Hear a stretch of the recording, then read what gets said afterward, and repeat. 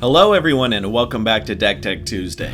In this series, I go over a random deck and try to explain the inner workings of said build. For this week, we're staying in Standard and we're going to take a look at a new brew of mine, Mono Red Vehicles.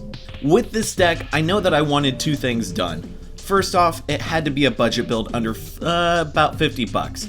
And secondly, I wanted to incorporate vehicles. After much consideration with red, white, and Mardu versions of the deck, I decided to focus on Mono Red. The reasons why are because not only was it more streamlined and consistent to stick with one color, and not because it is considerably much more budget friendly, but because I could incorporate a transformative sideboard along with the deck. For anyone that isn't aware what a transformative sideboard is, it's essentially a sideboard that I could switch out entirely with select cards from the deck in order to actually change the structure of the build itself. We first begin with the actual vehicles of the build, and while we don't have access to better stuff like Heart of Kirin, we do get access to awesome cards like a pair of Ether Sphere Harvester. As a 3/5 flyer with optional life gain, this is pretty much as good to Smuggler's Copter that we can get in Standard. It has Crew 1, which is exceptional in a deck like this, where most of our creatures are pretty small to begin with, and having the ability to fly over our opponent's gummed up board states is invaluable to a fragile archetype like Mono Red. Next, we have a 2 of Renegade Freighter. The Pain Train is a dumb card, not as in it underperforms in any way. No, instead, we get a bulky threat that pumps itself, and it can trample over dinky little Grim Flayers any day of the week. Considering its low crew cost to 2, we should be able to smash our opponents easily, all while they're trying to slowly set up a board state, or stall until they can get something like Copycat online. And for our final vehicle, we have a 3 of Fleet Wheel Cruiser.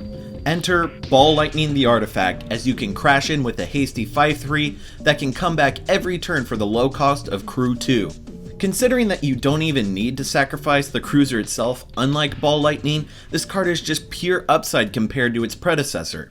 So what happens if we have vehicles on the board, but we get board wiped or something similar? What if we play against removal heavy decks and aren't able to crew anything? Luckily, we have a couple backup plans that work perfectly in our favor.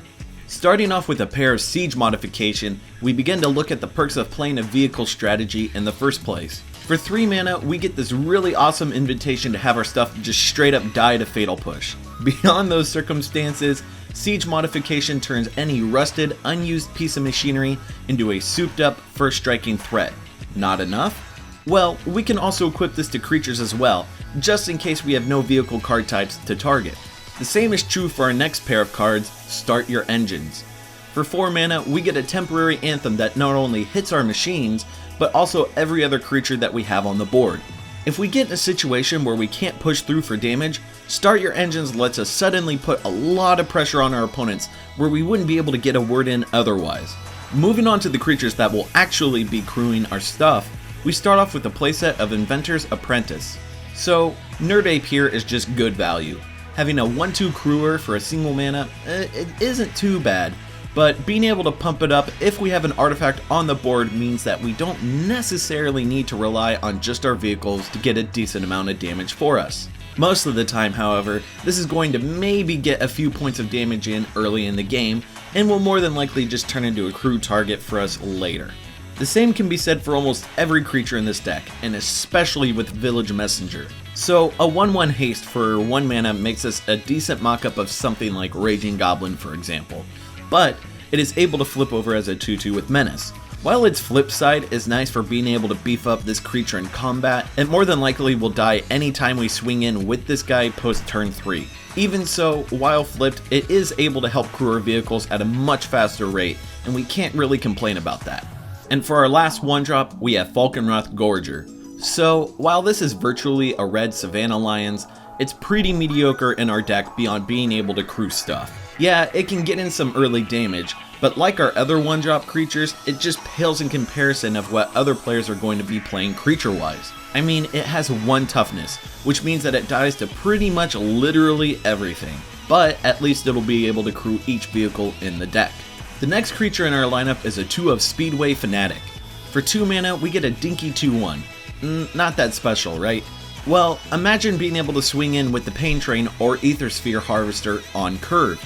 While it's not the strictly best move that a red deck like ours could be doing, it is pretty much the flashiest and coolest type of play that we can pull off. Not only that, but it fits perfectly with the flavor of our build, so I can't really deny wanting to play with this card. And for our last creatures in the deck, we have a 1 of Pia Nalar and a 2 of Reckless Bushwhacker. Pia provides a body when she enters the battlefield, and provides the deck with a bit more flexibility as we can either buff our creatures up, or we can just start sacking stuff to clear the way for a game-ending attack. Bushwhacker, on the other hand, serves as another avenue of closing the game out for us. Essentially, Goblin Bushwhacker 2.0, if we can get its surge cost paid, we can swing in for large amounts of unexpected damage, especially if we dump a bunch of small creatures in that same turn. Moving on to the rest of the non-creature spells of the build, we begin with a single Lightning Axe. This pretty much serves as a way to burn out any large blocker that would be in our way, like Ishkana, Grimflayer, or something like Avacyn. While we do have to discard a card as part of its cost, Red has slim pickings in terms of effective removal. And in most cases, we could always just chuck this at a Felidar Guardian to save us from being comboed off on. For our next burn spells, we have a pair of both Incendiary Flow and Fiery Temper. With Temper, we get an inherent synergy with Lightning Axe. Now, that definitely isn't the reason why we're playing it. No, the reason why is because with it, we have access to instant speed burn for opposing vehicles, and it acts as a somewhat decent trick for us, providing any blockers in conjunction with Temper is enough to trade with an attacking or blocking creature. For Incendiary Flow, however, we get a source of exiling creatures. Now, while having to bolt something at sorcery speed isn't too fantastic, this does provide a way to deal with pesky stuff that just won't die, like Scrap Heap Scrounger. Not only that, but both burn spells are able to dome our opponents for 3, as a way to help close out the game for us. And for the last spell of the main board, we have a playset of Shock. Not only does this serve as insurance for us to play against copycat decks, but it also provides a small amount of flexibility over something like Galvanic Bombardment. Now, while being able to shoot something for 2 damage isn't too splashy of a play, having access to an instant speed way of finishing off planeswalkers or low life totals is good enough for me to want to jam a 4 of in this deck. For our lands, we begin with 20 mountains. Initially, I did want to have a lower amount of lands, but with how vehicle strategies are, I've noticed that you never really want to be anything less than on curve. If we get stuck on turn 3 or 4 with no lands, we've already more than likely lost that game. So having 20 sources to draw red mana from just seems to work out fine for me. Moving on to the next land, we have a pair of Handwear Battlements. Now, while I'm not playing the Handwear Garrison to wombo combo our opponents out of nowhere, we do have a land that is able to give a vehicle haste. Granted, in most situations that's going to cost 5+ mana. But since we're able to stall out somewhat with stuff like Aethersphere Harvester, we can in some situations absolutely blow out the opposition with more hasty vehicles than you can shake a gremlin at. For the final land in the build, we have a singular Gaia Reach Sanitarium. So we have one weakness in this deck, and that's not being able to draw cards. With the Sanitarium, however, we have an avenue to find something in the late game to help us win. In addition, this card also serves as another way to get Madness online for our Fiery Tempers. Now for the sideboard. Usually, I'd want the sideboard to have a plethora of options to deal with a multitude of threats and strategies. But there's one issue with mono red. It absolutely sucks for being able to deal with the metagame. Sure, you can bring in some artifact hate, but beyond that, it's just scraps of mediocre answers. So instead of going that route, I decided to go with the transformative sideboard. If you happen to play against a build that can deal with the vehicle strategy pretty handily, then you'd be pretty much screwed, right? Well, imagine if we were able to change the deck from being mono red vehicles into something much more recognizable in the form of mono red burn. Starting off with finishing out the cards that are in the main board, we take a look at 2 more Incendiary Flow, Fiery Temper, and Lightning Axe. The axe helps us chop down any beefy threats that our opponents might shove down our throat, and it helps give another madness outlet for our Fiery Tempers. The Tempers and Flows themselves help out with being able to burn out our opponents. In some situations, we're just not fast enough to deal with other decks, so instead of focusing on trying to run them over, we'll try and sling fire in their faces instead. Our next burn spell is probably my most favorite in Standard, and that's Collective Defiance.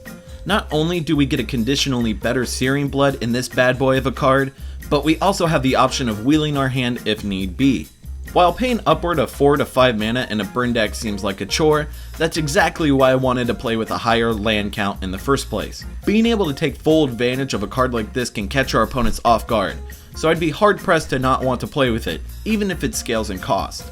So, since we are already playing the best burn spells in the format, let's take a look at our creature support to help us back up all those direct sources of damage. We'll first be looking at a single Pia Nalar and the round out to our playset of Reckless Bushwhacker. Pia again helps us provide more bodies for us in certain situations that we want to go wide in. While we won't have as much access to vehicles as before in Game 1, Pia still provides by herself a way to use her abilities. This is crucial in being able to make sure that we can knock blockers out of the way, so that way we can clear the path for something like a Surged Bushwhacker. While the Bushwhacker being hard cast by itself is pretty much as horrible of a play as you can make, it does provide more avenues to sneak up large amounts of damage in a single turn. Provided that we can use it to get decent chunks of damage out of the way, it works in tandem with not only our burn spells, but also the final card of the deck. Okay, I lied. Handwear Garrison is a very underrated card, and we are definitely playing it in conjunction with the land that melds with it. Imagine a red Hero of Bladehold, or something like Brimaz, King of Oreskos. Now, imagine it being a 7/4 trampler that makes 2 3/2s. How this pair of cards doesn't see some amount of tournament play just blows my mind. Then again, I'm not a professional level player and I enjoy playing with bad cards. Do I find this card bad? No, not at all. At the very worst, this makes more tokens to get damage in with. And if they manage to make it past a turn of attacking, they can be buffed by something like Reckless Bushwhacker or Start Your Engines. So we have to consider that as another legitimate avenue victory for our build. And that's the deck tech for you, everyone. Did you like this level of jank? I know it's not anything to write home about, but I do enjoy playing with weird archetypes like this, and I very much believe that this can sneak in quite a few wins in a somewhat already stagnant format. Is there any changes you'd like to make to the deck? If so, let me know in the comment section down below. If you enjoyed this video, be sure to throw a like my way and subscribe to me. It helps out considerably with the channel, and I have a feeling you won't be disappointed with future content that comes your way. Anyways, I'm Tasty Snackies, you all have been wonderful, and I'll catch you on the flip side.